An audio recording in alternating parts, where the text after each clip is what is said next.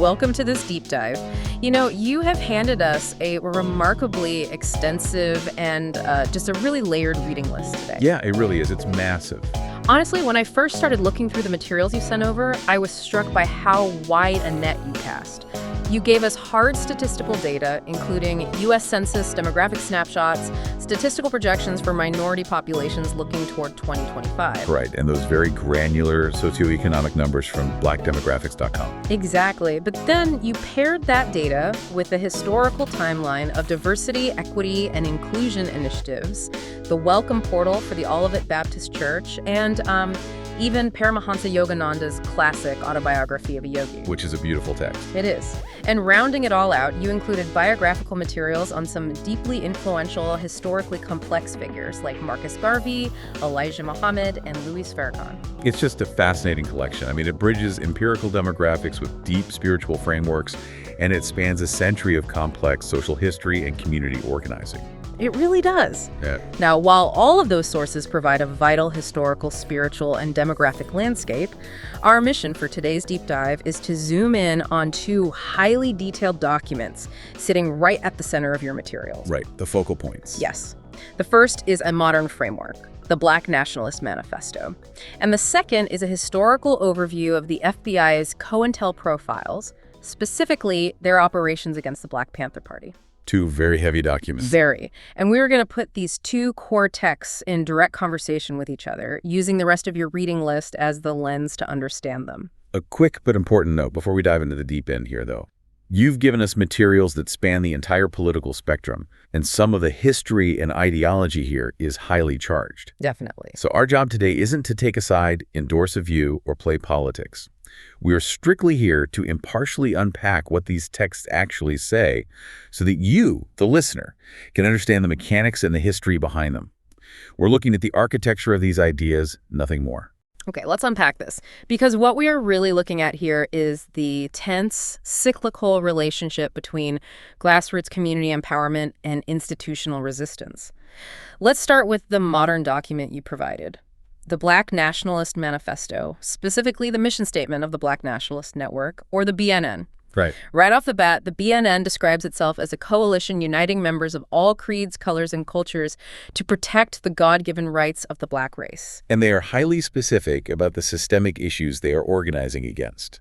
The manifesto outlines a goal to create a society free from enslavement and exploitation, which they explicitly trace back to what they term European colonialist systems of government and capitalism. Yeah. They are framing modern socioeconomics as a continuation of a colonial structure that essentially extracts resources from marginalized groups to benefit a ruling class. Which connects directly to the data you gave us from blackdemographics.com. When you look at the persistent racial wealth gaps, the disparities in home ownership, or the median income statistics outlined in your demographic sources, you can see the exact economic reality the BNN manifesto is reacting to. Absolutely. The data maps right onto their grievances. The text argues that European colonial systems have exploited Black physical, social, and intellectual resources for over 500 years. Their stance is that Black culture must be compensated for those centuries of extracted labor. They also highlight a very urgent physical goal stopping, what they describe as the destruction of Black lives by European law enforcement. But how they plan to achieve this is where it gets highly structured. What's fascinating here is how the BNN applies ancient and cultural frameworks to address these modern socioeconomic disparities. The manifesto talks about cultivating an institutional legacy by inversely applying Ma'at. Ma'at. Yeah, Ma'at, which is an ancient Egyptian concept of truth, balance, order, and justice. They want to use this ancient spiritual concept as the foundation for an entirely new socioeconomic system. Wait, they also mention achieving this legacy through the application of the 7 Kwanzaa principles. How exactly does a cultural holiday translate into an economic or political system? That is a great question, and it's a key part of their blueprint. The 7 principles of Kwanzaa, the Nguzo Saba, are just holiday greetings. They are intended as daily, actionable values. Okay. You have Umoja, which is unity. Kudichagulia, self-determination. Ujima, collective work and responsibility. Ujama, cooperative economics. Nia, purpose. Kumba, creativity. And Imani, faith. So it's a structural guide. Exactly. The BNN is essentially saying, if we take cooperative economics and collective work and scale them up, We could build our own self-sustaining institutions. That structural approach to self-determination echoes the historical biographies you included in our reading list. When you read through the lives of Marcus Garvey, Elijah Muhammad, and Louis Farrakhan, the through line is this intense focus on independent community building. Without a doubt. Garvey was famously pushing for massive economic independence with ventures like the Black Star Line. Elijah Muhammad focused on a do-it-yourself economy building bakeries, schools, and independent supply chains. Precisely. The BNN Manifesto is the modern iteration of that exact lineage. And it doesn't just stop at economics. It touches on spiritual liberation, too. That is likely why you included Paramahansa Yogananda's autobiography of a yogi and the Olivet Baptist Church portal in this collection. Oh, that makes total sense. Yeah, Yogananda's work heavily emphasizes that true liberation begins internally, through self-realization. You cannot build a free society if the individuals within it are spiritually subjugated. So it's about inner balance, creating outer order. And then you see the practical application of that in the Olivet Baptist Church portal, right? The church isn't just a place for Sunday worship. It serves as a localized civic hub, a place of community welcoming and resource sharing. It's the spiritual and the practical merging. Exactly. And the BNN Manifesto takes that merger and categorizes it into 6 highly actionable pillars. They have connect, which is building the actual community networks, contribute, which is the pooling and targeted allocation of resources, recruit to sustain and grow the movement. And then there's educate. They state a goal of establishing learning institutions specifically designed to promote Black culture, which makes sense. If you want to change the future, you have to control the narrative and the socialization of the next generation. Very true. This leads to their 5th pillar, legacy, which involves dedicating monuments to Black heroes so the physical environment actually reflects their history. And finally, lobby. They want to petition state and federal legislatures to enforce laws that penalize acts of racism. It is a comprehensive, full-spectrum approach to institutionalizing a movement. It ranges from the spiritual balance of Met all the way to lobbying politicians in Washington. But as the historical documents in your stack reveal, whenever a grassroots movement successfully begins to institutionalize power outside of the established system, The state reacts. the state reacts. To understand the defensive posture of modern manifestos, you have to understand what happened to the movements that came before them. Which brings us to the second major focal point of this deep dive, the Black Panther Party and the FBI's counterintelligence program, known as COINTELPRO. To understand the gravity here, we need to jump back to Oakland, California in 1966, when Bobby Seale and Huey P. Newton founded the Black Panther Party, or the BPP. A huge moment in history. Yeah. The BPP is often described in these historical files as a Marxist-Leninist Black power group. But let's break that down for a second. What did that actually mean in practice for a kid living in Oakland in the late 60s? In simple terms, being Marxist-Leninist meant the Panthers didn't view their struggle solely through the lens of race. They viewed it deeply through the lens of class struggle. They believed that the capitalist system itself was the engine requiring an underclass to exploit. Which ties right back to the BNN Manifesto's critique of capitalism today. Yes, exactly. Because of this, the BPP was unapologetic about armed self-defense against police brutality, which obviously made headlines. But the media often ignored the profound duality of the organization. Right, because alongside the militant imagery, they were running these massive survival programs. They were organizing free breakfast programs for tens of thousands of school children before the government ever did. Yeah. They set up free health clinics, tested people for sickle cell anemia, distributed coats in the winter. They were doing the exact kind of localized, community-building, cooperative economics and collective responsibility that the BNN is advocating for now. And that is the crucial context. But the state did not view those community programs as a heartwarming civic effort. Here's where it gets really interesting and honestly quite dark. The FBI, directed by J. Edgar Hoover, viewed the Panthers' ability to feed children and provide health care as deeply subversive because it proved the community didn't need the state. Wow. Hoover explicitly labeled the Black Panther Party as the greatest threat to the internal security of the country. That label, greatest threat, was essentially a blank check. It authorized a massive covert mobilization of federal resources against American citizens. This was COINTELPRO. And the goal wasn't just to keep an eye on the Panthers. The goal was to dismantle them entirely. To tear them down from the inside out. The tactics detailed in the history files you provided are chilling. By 1969, FBI field offices from Charlotte to San Francisco and New Haven to Los Angeles were actively mobilizing. But how did they actually go about taking apart a nationwide grassroots movement? The overarching insight from these files is that the state didn't just use brute force, they weaponized paranoia. It is far cheaper and more effective to make a movement destroy itself from the inside than it is to arrest every single member.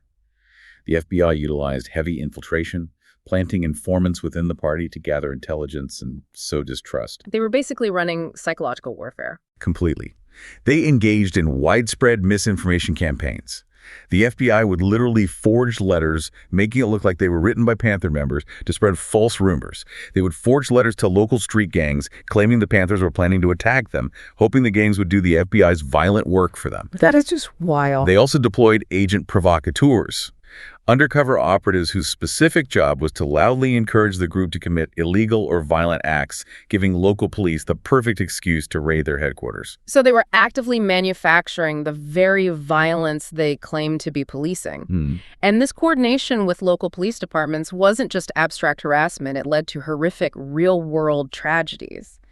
The most devastating example in your sources is the December 1969 police raid in Chicago. Yeah, it was awful. Based on an informant's floor plan provided by the FBI, police raided an apartment and assassinated Fred Hampton and Mark Clark. Fred Hampton was only 21 years old. He was a charismatic leader who was successfully building a rainbow coalition of Black, white, and Hispanic working-class groups in Chicago. And that cross-racial, class-based unity was exactly what the FBI feared most. Following Hampton's death, the harassment continued nationwide. Leaders like Huey Newton and Bobby Seale were tied up in endless court battles. The surveillance was total. But did it work? Because it seems like going after them that hard would just prove the Panthers' point to the public. Well, if we connect this to the bigger picture, you hit on the exact paradox of state suppression. Initially, in the late 1960s, the FBI's extreme pressure actually backfired. The aggressive targeting and the blatant violence paradoxically increased the BPP's visibility. It galvanized support among activists and marginalized communities who looked at the state's actions and said, the Panthers are absolutely right about the system. But you can't outspend the federal government. Exactly. By the 1970s, the sustained pressure finally took its toll. The constant arrests meant exorbitant legal fees, which drained the party's finances money that was supposed to go to the breakfast programs. Right, they bled them dry. The forged letters and informants successfully created deep internal paranoia, fracturing the leadership. Coupled with relentless public vilification, the party eventually dissolved. Years later, the historical record, like the Church Committee hearings, publicly exposed COINTELPRO as a severe abuse of state power. But by then, the objective was achieved. The movement was broken. And this brings us to the demographic reality you included in your sources, which completely shifts how we understand this history. All of these battles, the formulation of manifestos, the community survival programs, the aggressive state surveillance, none of this happened in a vacuum. It happens against a constantly shifting demographic backdrop in the United States. This is where the U.S. Census Bureau quick facts and the 2025 minority projections you provided become critical. These aren't just dry numbers on a spreadsheet. They represent the changing physical and political reality of the country. We're looking at projections showing America moving steadily toward a majority-minority demographic landscape. The balance of populations is fundamentally shifting, and therefore the potential balance of economic and political power is shifting. Right. The demographics show that the dynamic the Black Nationalist Manifesto refers to being an exploited minority is mathematically evolving. The economic footprints of these communities are growing, and when you look at the historical timeline of diversity, equity, and inclusion that you included, you can literally trace how institutions have tried to adapt to this. It's a fascinating contrast. In the 1960s, the response to grassroots demands for equity was COINTELPRO. By the time you get to the 2010s and 2020s on your DEI timeline, corporate America is attempting to institutionalize those concepts. You see the shift from early civil rights era compliance, like affirmative action, into modern corporate culture, attempting to address the very same systemic resource disparities that the BNN Manifesto is calling out. But the BNN Manifesto is clearly saying that corporate DEI isn't enough. They want foundational, grassroots control of their own institutions. And this raises an important question for you as the listener to consider as you synthesize all of this. As the demographic landscape of America shifts toward those 2025 projections, how do the tactics of both grassroots community building and state surveillance adapt? If the population demanding structural change is no longer a small, easily isolated minority, but a vast interconnected demographic powerhouse, how do the mechanisms of institutional power respond? So, what does this all mean? When you step back and look at this entire reading list you brought to us, what you really have is a masterclass in the cyclical push and pull of American society. From the hard census data to the profound spiritual reflections of Yogananda, from the tragic, violent history of the Black Panthers to the structured, forward-looking ambitions of modern groups like the BNN. You are looking at the eternal friction between a community's drive for self-determination, legacy, and spiritual balance, and an institution's historical drive to maintain the status quo. It provides a profound lens through which to view the news today.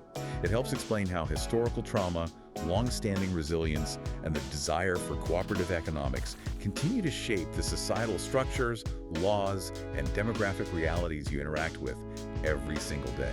It is heavy history, but it is incredibly vital to understand how the pieces fit together. I want to leave you with one final thought to mull over as you continue to explore these texts on your own.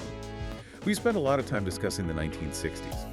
Back then, COINTELPRO relied on physical infiltration, forged paper letters, wiretaps, and localized police raids to disrupt the Black Panthers. But as you look at modern movements today, consider the digital landscape. With the advent of total modern surveillance, opaque social media algorithms, and the intentional fragmentation of our digital public squares, how might today's digital infrastructure be acting as an invisible equivalent to COINTELPRO for modern grassroots movements? That is a chilling and deeply fascinating thought to end on. Thank you so much for bringing such an expansive and thought-provoking collection of sources to the table for this deep dive. The connections between the demographic data, the history, and the modern implications are truly endless. Keep asking those big questions, keep digging into the data, and we will catch you on the next one.